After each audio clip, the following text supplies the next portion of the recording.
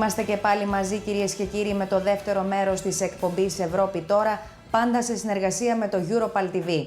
Ας ρίξουμε τώρα μια ματιά στην Ολομέλεια του Μαΐου, ας κάνουμε ζάπινγκ στα σημαντικότερα θέματα. Ποια είναι αυτά? Ο κίνδυνος για τη ζώνη Σέγγεν, η Europol και η Τουρκία.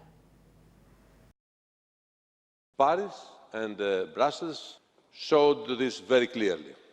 Information exchange is our Achilles heel. Europol tiene un papel clave en la lucha contra la terrible lacra del terror yihadista. Por ello, el reglamento le dotará de mejores capacidades e instrumentos en ese ámbito. Außengrenzen waren schon morsch und dann kam Frau Merkel und hat sie gänzlich abgerissen. Schengen ist tot. Maybe Schengen is not dead yet, but it's certainly on life support. Dublin regulation is the cornerstone of the European asylum system.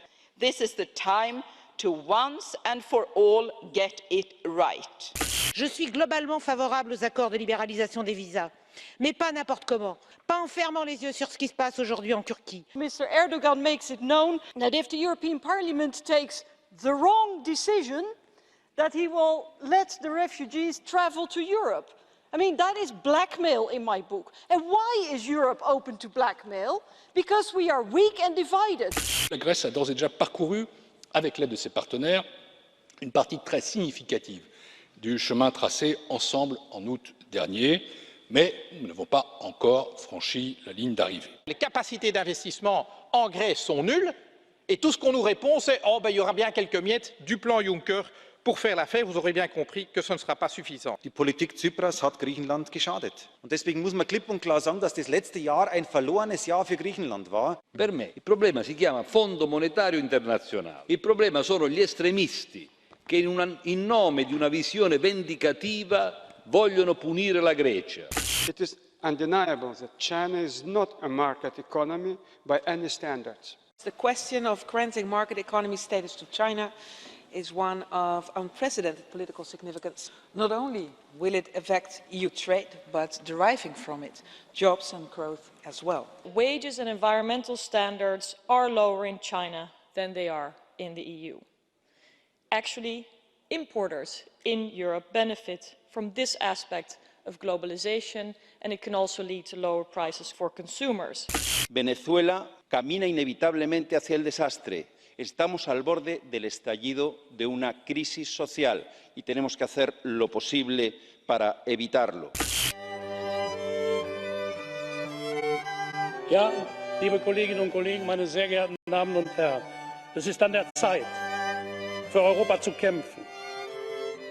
Alle Europäerinnen und Europäer, die an dieses Modell der transnationalen Demokratie als das beste Modell für die Sicherung von Zusammenhalt und Frieden glauben, sind aufgerufen, aufzustehen und nicht länger zu schweigen.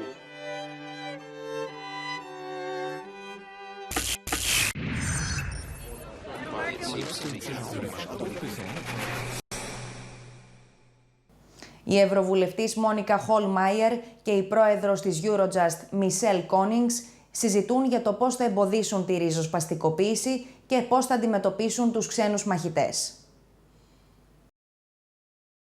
National policies adopted integrate diverse measures to counter the phenomenon of foreign fighters and prevent radicalisation.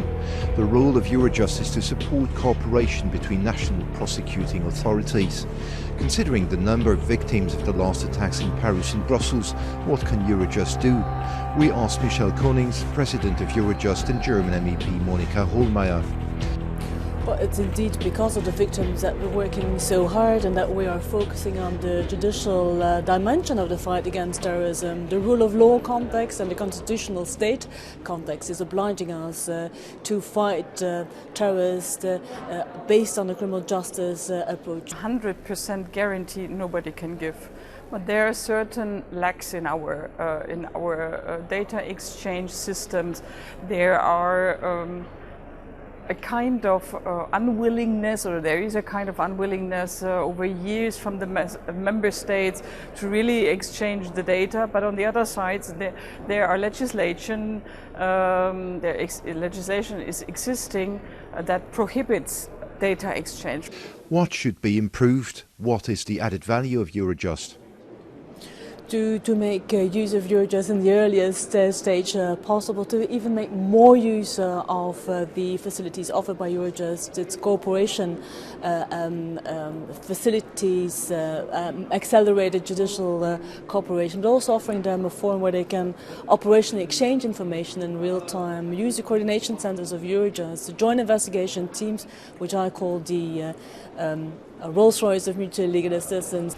I think the member states learn now in a very, they are under pressure, that they have to learn very quickly that cooperation must be improved.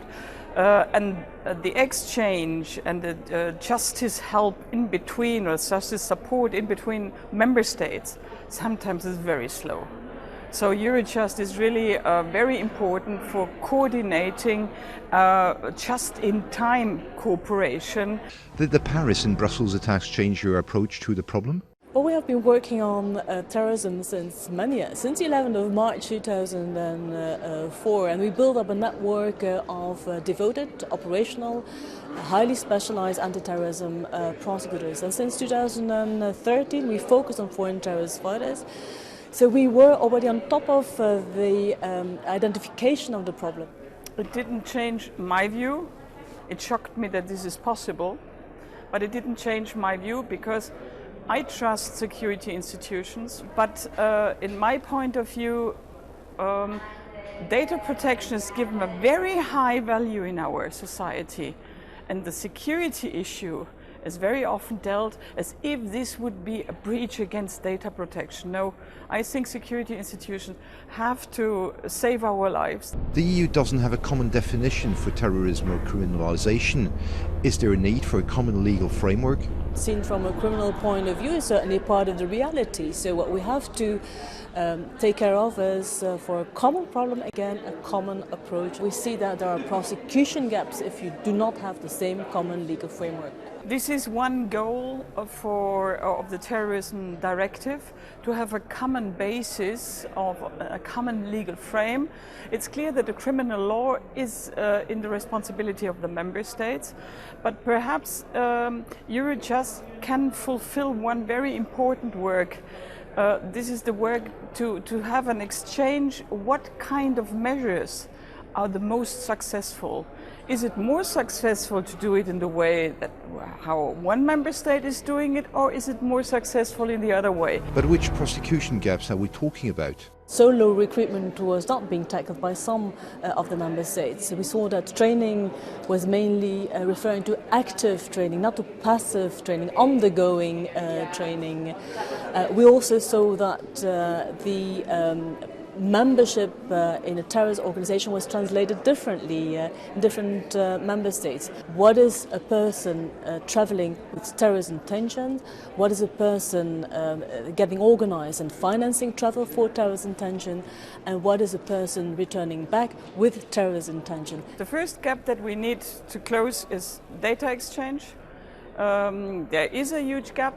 Member states still are not as quick as they should be. We need a little bit more confidence in our security institutions. They need a backing.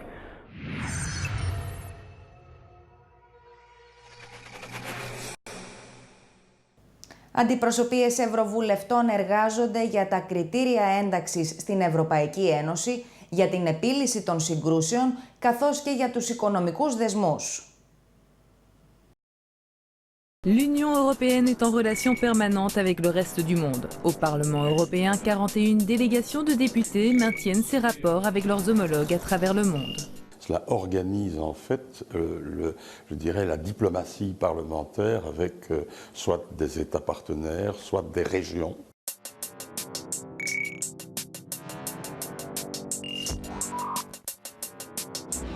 Chacune de ces assemblées connaît un nombre précis de députés. Ça représente le nombre équivalent de membres du Parlement avec le même nombre de parlementaires qui viennent des pays partenaires.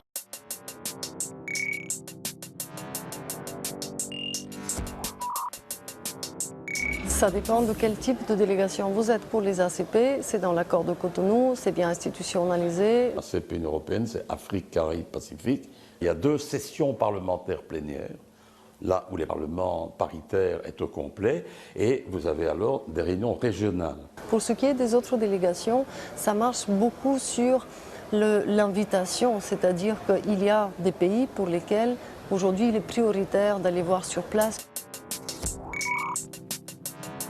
On fait des rapports, on fait des résolutions, on fait des résolutions avec vote, des résolutions sans vote, des résolutions avec débat, sans débat, exactement comme le Parlement européen ou comme les parlements classiques peuvent fonctionner.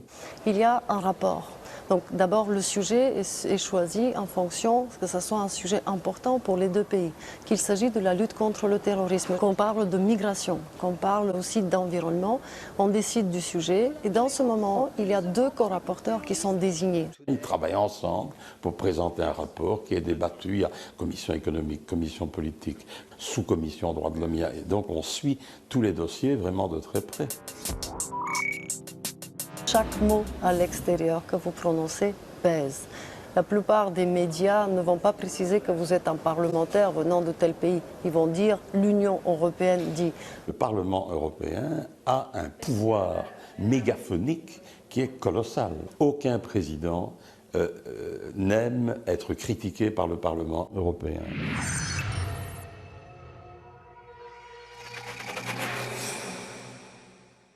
Κυρίες και κύριοι, εδώ ολοκληρώθηκε ακόμα μία εκπομπή Ευρώπη τώρα. Μέχρι την επόμενη εβδομάδα που θα τα ξαναπούμε, να είστε όλοι καλά. Καλή σας νύχτα!